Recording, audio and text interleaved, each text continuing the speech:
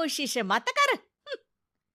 सास बहू की एक बात नहीं मानती और बहू के लाख समझाने पर भी निकल जाती है अपनी मनमर्जी करने। शाम को जब सास वापस आती है तो, ये लीजिए सैनिटाइजर से अपने हाथ क्लीन कर लीजिए।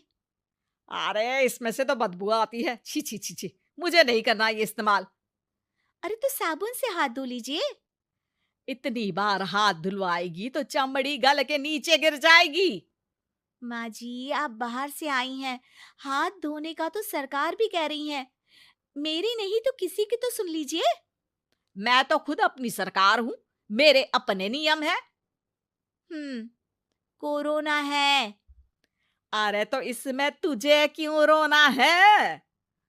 यार माँ जी, जरा सी बात है, इतना तो कर ही सकते हैं ना आप। नहीं, नहीं, नहीं, सुना नहीं? नहीं, नहीं सुना। तो क्यों मुंह लग रही हो? कौन मुंह लगे आपके? आप तो मास्क भी नहीं लगाती। मास्क तो तुझे लगाना चाहिए ताकि बोलना कम हो तेरा। ज्यादा दिक्कत तब होती है जब बहू को भी सास के साथ कहीं बाहर जाना होता है। अरे मम्मी जी, मैं फोन से पैसे दे दूंगी, कैश क्यों दे रही हैं आप? तू ना ज्यादा मॉडर्न मत बन। अब नोट देने से भी कोरोना होगा क्या? हाँ, नोट पता नहीं कितने हाथों से गुजर के हमारे हाथ में आते हैं, और उनमें से कुछ गधे तो ऐसे होंगे जो हाथ भी नहीं धोते होंगे। हैं? ताना मार रही है क्या? नहीं तो। तू मुझे बेवकूफ समझती है? क्या मुझे नहीं पता कि गधा कौन है? माँ जी, मैंने आपको कुछ नहीं कहा। अरे कैश दे रहे हो या फिर फोन से दोगे? कुछ लेना ही नहीं है। अरे मेरा टाइम क्यों वेस्ट किया फिर?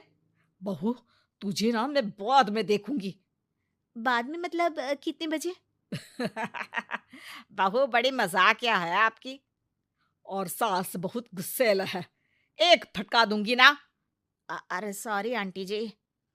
बहू सास से परेशान होके बाजार से अकेले घर आ जाती है और अपने पति से कहती है, सुनिए जी, मेरी एक शिकायत है आपकी मम्मी के बारे में।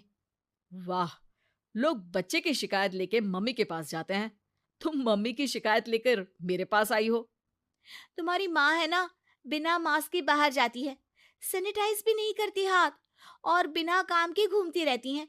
अगर कोरोना हो गया ना तो दिक्कत हो जाएगी। अरे मैंने भी तो कहा ना उनसे एक दो बार, पर मम्मी मानती ही नहीं किसी की बात। मुझे ही कुछ करना पड़ेगा। अच्छा, क्या कर लोगी तुम? क्या कहा? अ, नहीं, मेरा मतलब तुम क्या करने वाली हो? तुम बस मेरा साथ दो। अगले दिन जब सास कहीं से घूम कर आती है, माँ, मेरे शरीर पर कुछ हो रहा है, देखना। अरे ये तो खाज है। अरे मतलब खुजली। हाँ, और ये ऐसी वैसी खुजली नहीं है, फैलने वाली खुजली है। परसों तक मुझे थी, आज आपको भी हो गई। ज्यादा पास आते हो ना मेरे पास। अरे माँ के सामने ऐसी बात कर रही हो? क्या कर रही है? अरे तो पास आए तभी तो खुजली हुई ना। अब आप मम्मी के पास खड़े हो तो उनको भी तो हो सकती है ना। अरे मोरी मैया, अ, जो का कह रही है? सही कह रही हूँ माँ जी।